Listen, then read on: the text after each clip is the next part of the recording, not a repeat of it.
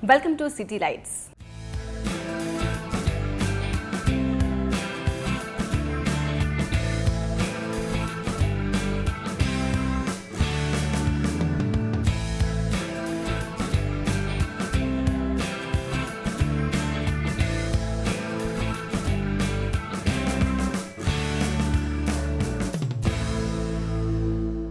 I'm really glad that I made it this evening to this function because I got an opportunity to meet a personality. I'm not sure how many of you have gone to the first school started by Mr. Subramaniam in 1994. I happened to be there. I was so glad to see the energy of the students. I was so glad to see the teachers there. The infrastructure may not be of international quality, but there was passion. In my experience, I was always pushed in studies and also in sports because my mom was an athlete, and she pushed me into sports, and she wanted me to do something other than what the other kids are doing. Everyone wants to be an engineer and settle in US, and so she wanted something out of the box for me, and she always pushed me into sports. And without her support, it wouldn't be possible for me. So I had the right support, the right teachers. నేటి బాలలే రేపటి పౌరులు. తెలుగు రాష్ట్రాల్లో విద్యకు మారుపేరుగా నిలుస్తూ తల్లిదండ్రుల నమ్మకాన్ని గెలుచుకుని విద్యార్థుల బంగారు భవిష్యత్తుకు బాటలు వేస్తున్న Ravindra Bharati school chairman MS Mani garu, అలాగే వారి తనయుడు డైరెక్టర్ రేవంత్ ప్రస్తుతం మనతో ఉన్నారు. మరి రవీంద్ర భారతి స్కూల్ విజయ రహస్యాలేంటో వారిని అడిగి తెలుసుకుందాం. చైర్మన్ మణి గారు, ఈ రవీంద్ర భారతి స్కూల్ అనేది ఇప్పుడు సక్సెస్ఫుల్గా రన్ అవుతోంది, మేమందరం చూస్తున్నాం. కానీ ఎప్పుడు స్టార్ట్ అయింది స్కూలు స్టార్ట్ చేయడం 1994లో నెల్లూరు ఎందు పతేగనపేటలో స్టార్ట్ చేయడం జరిగింది. ఓకే, అంటే ఆలోచన ఎలా వచ్చింది మీకు ఒక స్కూల్ పెడదాము, ఇంత పెద్ద లెవెల్లో తీసుకెళ్దాము అని? బేసిక్గా నేను ఒక టీచర్ని. నేను చదువుకునే రోజుల్లో కూడా టీచర్ కావాలనే ఉద్దేశంతోనే నేను దానికి సంబంధించిన కోర్సెస్ చేయడం జరిగింది. చేసిన తర్వాత ఒక 5 సంవత్సరాలు వర్క్ ఎక్స్పీరియన్స్తో స్కూల్ స్టార్ట్ చేయడం జరిగింది. ఓకే, మీ స్కూల్ స్టార్ట్ చేసినప్పుడు ఏమైనా ఒడిదుడుకులు ఎదుర్కొన్నారా? చాలా ఈజీగానే అయిపోయిందా మీ వర్క్?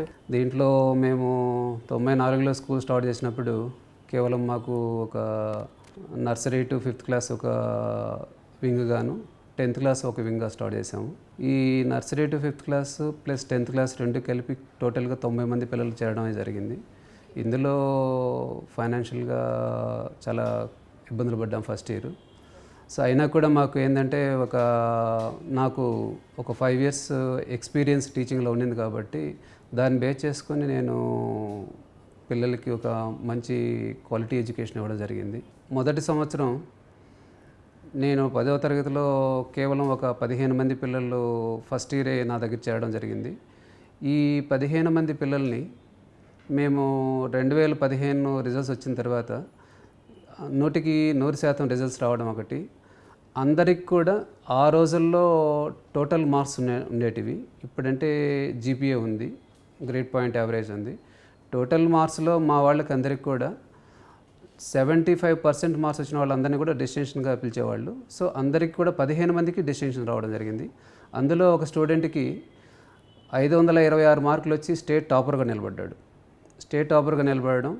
సో 8 మంది విద్యార్థులకు ఆ రోజుల్లోనే 500 మార్కులు పైన రావడం. సో అంటే మాకు జిల్లాలోనే ఒక సంచలనమైన రిజల్ట్స్ సాధించడం జరిగింది. సో దాంతో మాకు 2వ సంవత్సరం నుంచి మేము మళ్ళీ వెనక్కి తిరిగి చూసుకోవాల్సిన ఆవశ్యకత లేకుండా మాకు ఆ రోజు నుంచే మాకు రవీంద్ర భారతి అంటే ఒక రిజల్ట్ ఓరియంటెడ్ అనేది పబ్లిక్లోకి చేరవేయడం జరిగింది. ఇప్పుడు మీ సన్ రేవంత్కి ఇప్పుడు డైరెక్టర్గా మీరు బాధ్యతలు అప్పగించారు కదా, ఒకసారి రేవంత్తో మాట్లాడదాం. హై రేవంత్, మామూలుగా మనం చదువుకున్న స్కూల్లో మనం టీచర్గా చేస్తేనే ప్రౌడ్గా ఫీల్ అవుతాం, అలాంటిది మీరు ఒక డైరెక్టర్గా ఉంటున్నారు, ఎలా అనిపిస్తుంది? I'm happy. జనరలీ మనం చదివిన స్కూల్లోనే మనం రెస్పాన్సిబిలిటీ తీసుకోవడం అనేది చాలా రేర్, బట్ నాకు ఆపర్చునిటీ వచ్చింది మా ఫాదర్ వల్ల, and I'm very happy to take this. ఎందుకంటే నేను చదివిన స్కూల్ కాబట్టి ఆల్మోస్ట్ ఒక 10 years స్పెండ్ చేశాను అదే స్కూల్లో, right from my primary to 10th standard. నా high school education 10th class వరకు చదవడం జరిగింది. సో నాకు అక్కడ ఉండే కరికులం కానీ మా టీచర్స్ ఎలా టీచ్ చేస్తారు, వాటిలో ఉండే కొన్ని ప్రాబ్లమ్స్ కానీ, మేనేజ్మెంట్ పరంగా కానీ, ఫెసిలిటీస్ పరంగా కానీ ప్రతి ఒక్క చిన్న అంశం కూడా నాకు చాలా క్లియర్గా ఐడియా ఉండేది. సో దానివల్ల ఏంటంటే నాకు కొంచెం ఈజీగా ఉండేది. ఈవెన్ ఈరోజు నేను రెస్పాన్సిబిలిటీ టేకప్ చేయాలన్నా, ఏమన్నా మా టీచర్స్కి సేమ్ ఫ్యాకల్టీకి సజెస్ట్ చేయాలన్నా కానీ I know very well how to do that. Because నేను 10 సంవత్సరాలు చదివాను ఆల్మోస్ట్ అదే స్కూల్లో. స్టడీ హౌస్ కానివ్వండి, లేకపోతే క్లాసెస్ కానివ్వండి, అది జరిగే ప్రతి అంశం కూడా నాకు కొంచెం క్లియర్గా ఐడియా ఉంది. సో నాకు చాలా హెల్ప్ అయింది అది రెస్పాన్సిబిలిటీ టేకప్ చేసినప్పుడు. వన్స్ డైరెక్టర్ అయిన తర్వాత నేను ఏమైనా సజెషన్స్ ఇవ్వడానికి కానీ, ఈవెన్ టీచర్స్ నాకంటే ఏజ్లో పెద్ద ఉన్నా కానీ వాళ్ళకి నేను సజెస్ట్ చేయగలిగేటట్టు నన్ను నేను కోఆపరేట్ జరిగింది అది. And I'm very happy to say that. ఇప్పుడు కార్పొరేట్ స్కూల్స్ అనే ఒక ట్రెండ్ బాగా నడుస్తుంది. చాలా ఎక్కువ ఫీజులు వసూలు చేస్తారని, బాగా క్లాసెస్ ఇస్తారని, బాగా పిల్లల్ని రుద్దుతారు అని. మరి అది నిజమేనా? రవీంద్ర భారతి స్కూల్లో అలా ఉందా? ఈరోజు ఇంచుమించుగా రవీంద్ర భారతి స్కూల్లో 1,00,000 విద్యార్థులకు పైనే చదువుతున్నారు. సో ఇందులో చదివే ప్రతి స్టూడెంట్ కూడా స్కూలుకు రావాలనే మక్కువతోనే స్కూల్కి వస్తాడు. కానీ నేను స్కూల్కి వెళ్ళి కష్టంగా ఉంది అనే విద్యార్థి ఎవరూ లేరు. అదేవిధంగా మా దగ్గర ఉన్న పేరెంట్స్ కూడా చాలా హ్యాపీగా రవీంద్ర భారతిలో చదివించడానికి చాలా సంతోషంగా ఉంటారు, చాలా ప్రౌడ్గా కూడా ఫీల్ అవుతుంటారు.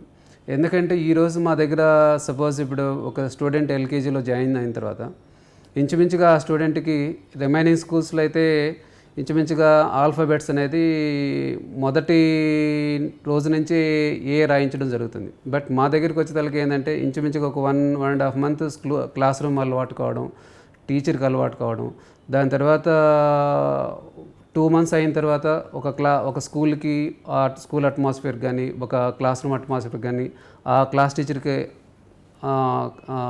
సెట్ అయిన తర్వాత మేము కొంత డాట్స్ జాయినింగ్ అని, ఆ డాట్స్ జాయినింగ్లో కూడా స్లాంటింగ్, వర్టికల్ ఇవన్నీ అయిన తర్వాత సర్కిల్స్ నేర్పించడం, సర్కిల్స్ తర్వాతనే మేము ఆల్ఫాబెట్స్ నేర్పించడం జరుగుతుంది. అంటే అంతా కూడా చాలా టెక్నికల్గా ప్రాపర్గా ఒక ప్లానింగ్తో మేము పిల్లల్ని స్ట్రెస్ ఫ్రీ ఎడ్యుకేషన్లో మేము పిల్లల్ని చేయిస్తున్నాము.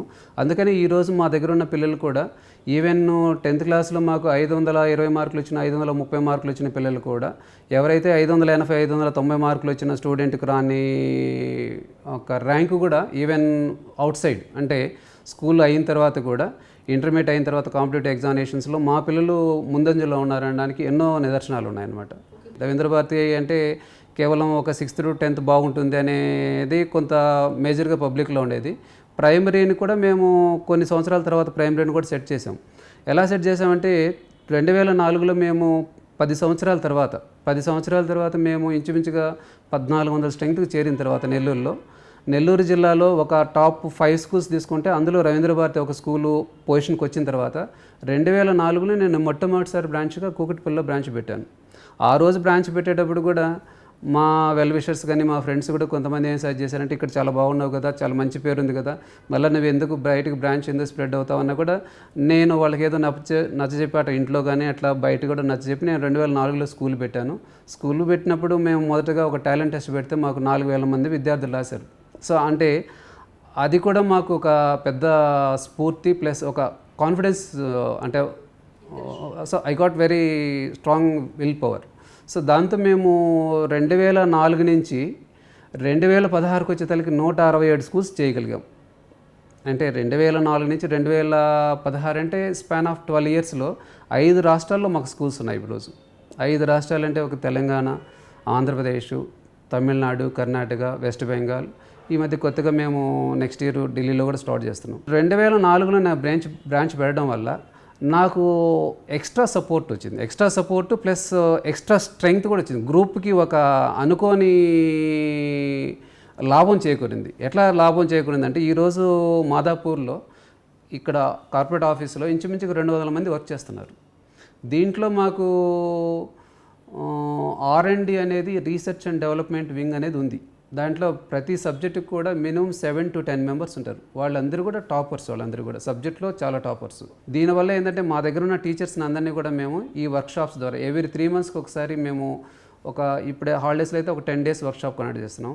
రిమైనింగ్ డేస్ వర్కింగ్ డేస్లో అయితే 3 రోజులు 4 రోజులు అట్లా వర్క్షాప్ కండక్ట్ చేసి వాళ్ళందరినీ కూడా టీచర్స్ని అప్డేట్ చేయడం జరుగుతుంది. అది కూడా ఇక్కడ త్రూ కార్పొరేట్ ఆఫీస్లో ఉన్న మాకు అకాడమిక్ డైరెక్టర్స్, కోఆర్డినేటర్స్ వీళ్ళందరూ ఉంటారు.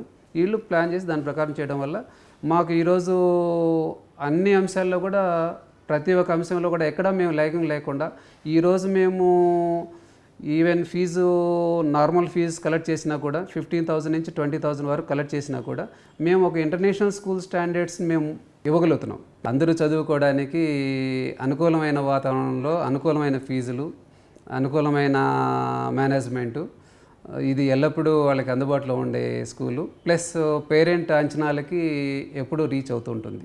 అది ఒక ఫైనాన్షియల్ పరంగా కానీ లేకపోతే ఒక అకాడమిక్ పరంగా కూడా ఎప్పుడు కూడా పేరెంట్కి అందుబాటులోనే ఉంటుంది అనమాట. సిటీ లైట్స్లో చిన్న బ్రేక్ తీసుకుందాం. చూస్తూనే ఉండండి TV9.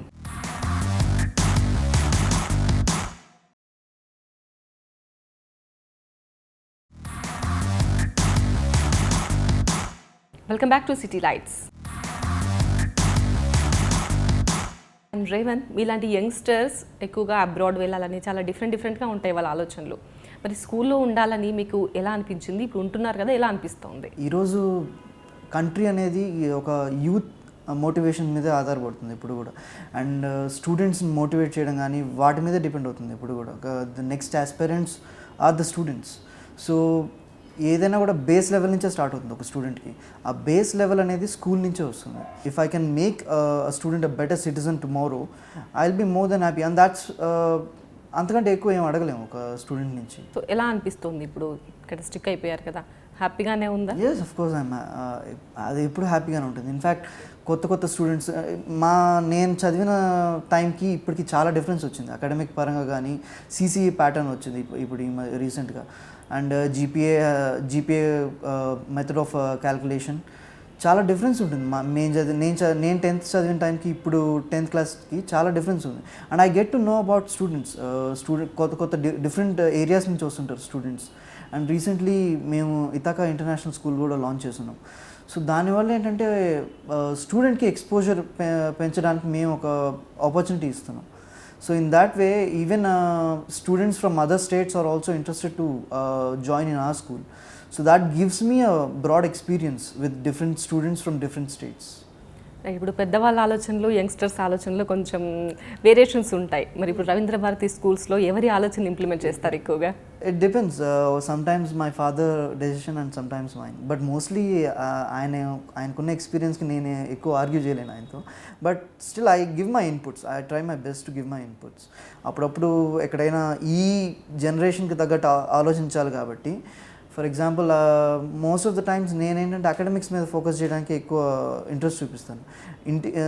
స్టేట్ బోర్డ్ సిలబస్తో సిబిఎస్ఈ కరికులమ్స్కి ఇంటిగ్రేట్ చేయడానికి కానీ, లేకపోతే international curriculum IB level curriculum కానీ, IB level facilities, world class facilities ఇవ్వడానికి కానీ, ఇటువంటి చిన్న ఇన్పుట్స్ నేను మా ఫాదర్కి మోస్ట్లీ ఇవ్వడానికి ట్రై చేస్తాను. ఎందుకంటే రైట్ ఫ్రమ్ బిగినింగ్ 1995లో స్టార్ట్ చేసిన దగ్గర నుంచి కూడా మేము స్టేట్ బోర్డ్ స్కూల్స్ మీద ఎక్కువ ఫోకస్ చేసాం. సో స్టేట్ బోర్డ్ స్కూల్స్లో మోస్ట్లీ ఏంటంటే రిజల్ట్ ఓరియంటెడ్ పేరెంట్స్ కానీ రిజల్ట్ ఓరియంటెడ్ స్టూడెంట్స్ మాత్రమే ఉంటారు. But in the next 5 years or 10 years it will change. Result గురించి ఆలోచించే పేరెంట్ ఎక్కువ ఉండకపోవచ్చు. ఎందుకంటే వన్స్ ఒకసారి 10th దాటి బయటికి వెళ్ళే స్టూడెంట్ తన మార్క్స్ని ఎక్కువ యూజ్ చేసుకోవడానికి అంత ఉండదు. ఓకే, ఒక సర్టిఫికేట్ అంతే. But the way he communicates himself, the way he సర్వేలో కూడా వచ్చింది ఏంటి అంటే స్కూల్స్లో కానీ కాలేజెస్లో కానీ ఒక ఉద్యోగానికి అవసరమైన శిక్షణ వాళ్ళకు లభించట్లేదు. వాళ్ళు చదువుకున్న చదువుకి చేస్తున్న ఉద్యోగానికి సంబంధం ఉండట్లేదు. ఆ తరహా శిక్షణ ఇవ్వాల్సిన అవసరం ఉంది అని కొన్ని సర్వేలు చెప్పాయి. మరి అట్లాంటి ప్రయత్నాలు ఏమైనా స్టార్ట్ చేస్తున్నారా? అది క్వాలిటీ ఆఫ్ ఎడ్యుకేషన్లోనే ఉంటుందండి. ఏంటంటే ఇప్పుడు ఈరోజు మనం స్టేట్ బోర్డులో చదివే స్టడీ క్వాలిటీ ఆఫ్ ఎడ్యుకేషన్కి ఒక 6 years తర్వాత అదే స్టూడెంట్ జాబ్లోకి వెళ్ళాడంటే దానికి అతను చేసే జాబ్కి తన చదువుకి ఏ సంబంధం ఉండదు. అది అక్కడ వచ్చే మెయిన్ డిఫరెన్స్ ఏంటంటే క్వాలిటీ ఆఫ్ ఎడ్యుకేషన్. మేము ఇప్పటివరకు చెప్పే కరికులంని సిబిఎస్ఈతో కానీ లేకపోతే ఒలింపియాడ్ స్కూల్స్తో ఇంటిగ్రేట్ చేయడం వల్ల ఏంటంటే స్టూడెంట్కి యాక్చువల్ వరల్డ్ బయట జరిగే ఇన్సిడెంట్స్తో కనెక్ట్ చేయడం వల్ల స్టూడెంట్స్కి ఈజీగా ఉంటుంది అర్థం చేసుకోవడానికి. అంటే బయట జరిగేదానికి ప్రపోర్షన్ ప్యారలల్గా ఉండాలి మనం చెప్పే సిలబస్ కూడా. సో ఎప్పటికప్పుడు అప్డేట్ అవుతూ ఉంటే మన క్వాలిటీ ఆఫ్ ఎడ్యుకేషన్ పెరుగుతుంది. ఎట్ ద సేమ్ టైం స్టూడెంట్కి చాలా బెనిఫిట్ అవుతుంది అది. So after my father I try to do that thing to my schools. Right. మణిగారు, 5 రాష్ట్రాల్లో బ్రాంచెస్ ఉన్నాయని చెప్పారు కదా, మరి అన్నిట్లలో ఒకే తరహా బోధన ఉంటుందా? టీచింగ్ మెథడ్స్ అవి ఒకేలా ఉంటాయా? మాకు ఓన్లీ ఆంధ్రప్రదేశ్ అండ్ తెలంగాణలో మాత్రమే స్టేట్ బోర్డు స్కూల్ యొక్క కరికులం డిఫరెంట్. మిగిలిన బయట 3 రాష్ట్రాల్లో ఉన్నటివి సిబిఎస్ఈ స్కూల్స్. ఈ సిబిఎస్ఈ స్కూల్స్ యొక్క కరికులం డిఫరెంట్. సో వాళ్ళకు సంబంధించిన వింగ్ వేరు, వీళ్ళకి సంబంధించిన వింగ్ వేరు. వాళ్ళ అకాడమిక్కి సంబంధించిన అకాడమిక్ డైరెక్టర్స్ కానీ, లేదా కోఆర్డినేటర్స్ కానీ, హెచ్ఓడి వింగ్ కానీ, ఇవంతా కూడా వాళ్ళ ఆర్ఎండి వేరుగా ఉంటుంది, వీళ్ళ ఆర్ఎండి వేరుగా ఉంటుంది. రేవంత్ గారు, మామూలుగా ఒక విద్యార్థికి విద్యతో పాటు చుట్టూ ఉన్న పరిసరాలు బాగుంటేనే హ్యాపీగా చక్కగా చదువుకోగలుగుతాడు. అంటే ఎలాంటి ఫెసిలిటీస్ ఉన్నాయి రవీంద్ర భారతి స్కూల్స్లో? మేము ప్రొవైడ్ చేసే ఫెసిలిటీస్ అన్నీ కూడా on par with high range curriculum, high range schools. ఒక స్టూడెంట్కి co curricular activities, extra curricular activities అనేది ఆన్ అకాడమిక్స్తో పాటు సమానంగా ఉండాలి. అప్పుడే ఆ స్టూడెంట్కి కేవలం ఒక డైవర్షన్, ఒక సైడ్ మాత్రమే కాకుండా తను ఎక్స్ప్లోర్ అవ్వడానికి, తను ఎక్స్ప్లోర్ చేసుకోవడానికి చాలా అవకాశం ఉంటుంది. పిల్లలకి ఎలాంటి శిక్షణ ఇస్తున్నారు టెక్నాలజీలో? వన్స్ ఒకసారి 10th స్టేట్ బోర్డ్ స్కూల్ చదివిన స్టూడెంట్ బయటికి వెళ్ళి టెక్నాలజీతో పాటు సమానంగా ఉండాలంటే చాలా కష్టం అవుతుంది. అది మేము ముందే గ్రహించి కొద్దిగా స్టూడెంట్స్కి కంప్యూటర్ ఎడ్యుకేషన్ కానీ, ట్యాబ్ ఎడ్యుకేషన్ కానీ ప్రొవైడ్ చేయడం జరుగుతుంది. Even today most of the times ఒక వీక్లో అట్లీస్ట్ ఒక 3 periods మేము కంప్యూటర్ మీద స్పెండ్ చేయడానికే ప్రిఫర్ చేస్తున్నాం. స్టూడెంట్ని కంప్యూటర్స్ మీద వర్క్ చేయడానికి కానీ, కంప్యూటర్ యూసేజ్ కానీ, ఆన్లైన్ యూసేజ్ కానీ, ఆన్లైన్ సర్చింగ్స్ కానీ, వీటికి ఎక్కువ ప్రిఫరెన్స్ ఇస్తాం స్టూడెంట్స్. సిటీ లైట్స్లో చిన్న బ్రేక్ తీసుకుందాం. చూస్తూనే ఉండండి TV9.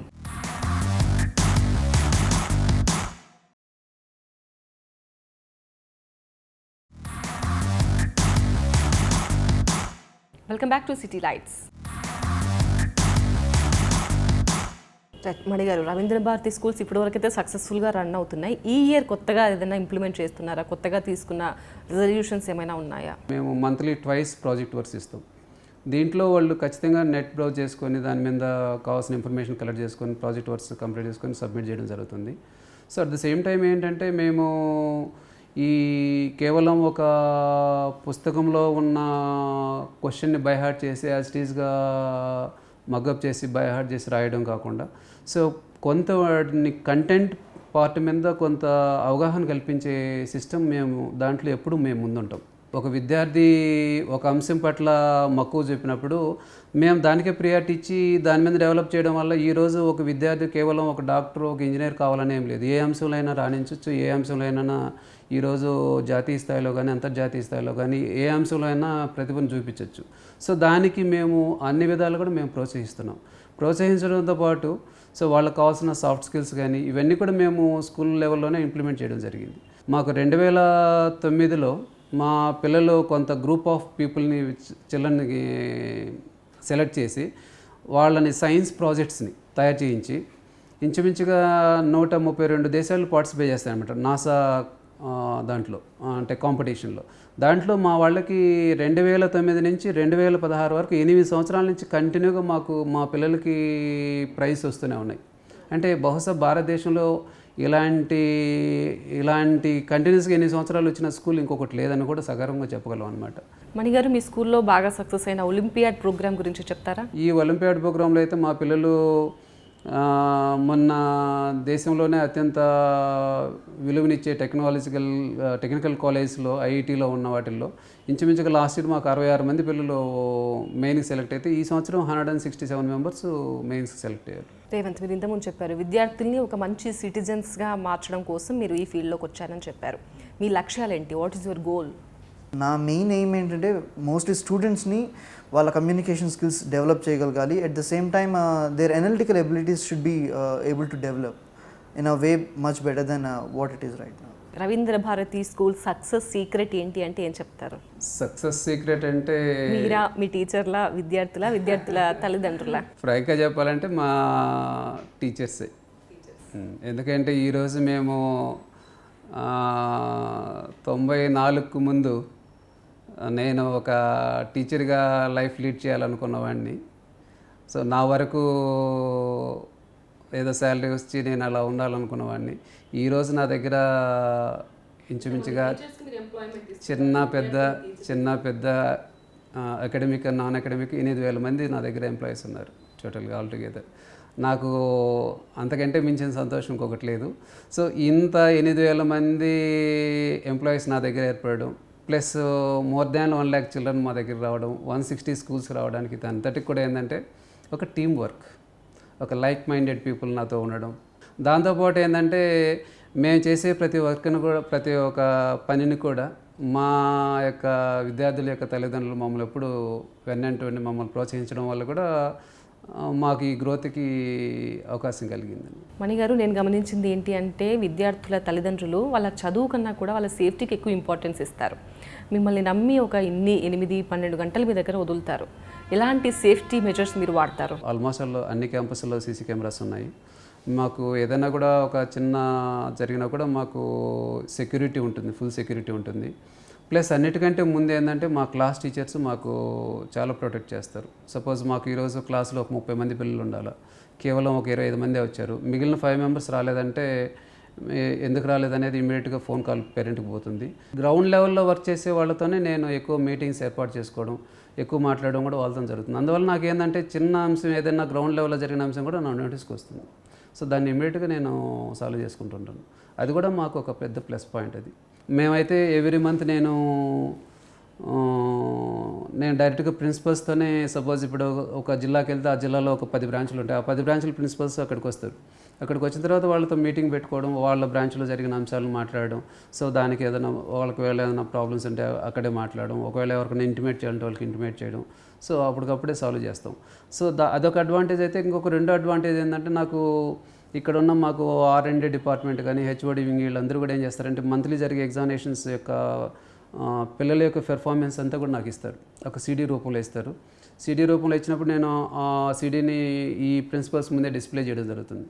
చేసి ఎవరు ఏ స్టూడెంట్, సపోజ్ ఇప్పుడు ఈ క్లాసులో 9th క్లాసులో 30 మెంబర్స్ ఉన్నారు, 30 మెంబర్స్లో ఒక 25 మెంబర్స్కి మంచి మార్క్స్ వచ్చాయి, 5 మెంబర్స్కి రాలేదు, ఎందుకు రాలేదు? సపోజ్ ఒక 4 సబ్జెక్టుల్లో మంచి మార్కులు వచ్చాయి, ఒక 2 సబ్జెక్టులో మంచి మార్కులు రాలేదు, ఎందుకు రాలేదు? ఈ 2 సబ్జెక్టులు ఎందుకు రాలేదు? ఇక్కడ ఈ టీచర్ బాగా చెప్పట్లేదా, లేకపోతే ఈడ్ చదవట్లేదా, లేకపోతే ఆ 2 లెసన్స్ మీద పెట్టాం, ఆ 2 లెసన్స్ అర్థం కావట్లేదు అనేది మాకు పిన్ పాయింట్గా వచ్చేస్తుంది. అంటే మాకు ఇన్ని బ్రాంచ్లు ఉన్నా కూడా సో మేము టెక్నాలజీని ఉపయోగించడం వల్ల ఏ బ్రాంచ్లో ఏ స్టూడెంట్ ఏ సబ్జెక్ట్లో వీక్గా ఉన్నాడు, ఏ పార్ట్లో వీక్గా ఉన్నాడు అనేది కూడా మాకు వచ్చేస్తుంది. అందువల్ల దాన్ని ఏంటంటే ఇమీడియట్గా మళ్ళీ కన్సర్న్ సబ్జెక్ట్ టీచర్ చెప్పి, సో ఇప్పుడు సపోజ్ ఫిజిక్స్లో మీకు ఈ టాపిక్ మీరు సౌండ్, ఎలక్ట్రిసిటీ 2 చాప్టర్స్ పెట్టారు. ఈ 2 చాప్టర్స్లో 25 మంది 30 మందికి కాను కేవలం 12 మందికే పాస్ మార్కులు వచ్చాయి, మిగిలిన వాళ్ళకి రాలేదంటే ఆ టాపిక్స్ మాకు మళ్ళీ వీలైతే సండే కానీ లేకపోతే సాటర్డేస్ ఏదైనా హాలిడేస్లో మేము మళ్ళీ ఆ పిల్లలకి మళ్ళీ ఆ టాపిక్ చెప్పించడం కూడా జరుగుతుంది అనమాట. అంటే అకాడమిక్గా కూడా మేము అంత ఇన్డెప్త్గా మేము సూపర్వైజ్ చేస్తాం అనమాట. Okay, thank you so much Mani garu. Thank you so much Revanth. Thank you. ఇది వాళ్ళ సిటీ లైట్స్. చూస్తూనే ఉండండి TV9.